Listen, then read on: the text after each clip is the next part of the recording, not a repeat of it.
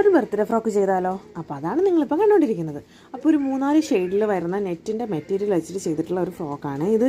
തയ്ക്കുന്നതിൻ്റെ ഇടയിൽ ഒരു 1000 വട്ടം നൂല് പൊട്ടുന്നതുകൊണ്ട് തയ്യൽ ഭയങ്കര എളുപ്പമായി. 1 മണിക്കൂർ കൊണ്ട് ചെയ്ത് തീർക്കേണ്ട സാധനം ഞാൻ 3-4 മണിക്കൂർ എടുത്താണ് ചെയ്യേണ്ടി വരുന്നത്.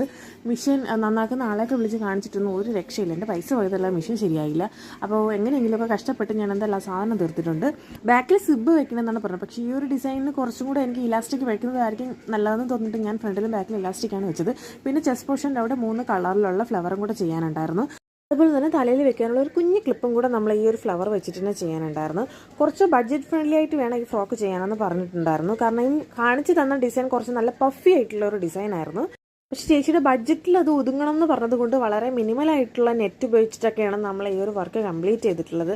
എങ്ങനെയുണ്ട് ഈ ഡിസൈൻ കാണാനായിട്ട്? നല്ല രസമല്ലേ? ഇതാൾ ഉറക്കത്തിൽ നിന്ന് എണീറ്റ് വന്ന് ട്രയൽ നോക്കിയ ഫോട്ടോയാണ്. ഇതാൾ ബർത്ത്ഡേക്ക് ഒരുങ്ങിയതുമാണ്. നിങ്ങൾക്ക് ഏതാണ് ഇതിൽ ഇഷ്ടപ്പെട്ടത്? കമൻറ്റ് ചെയ്യണേ.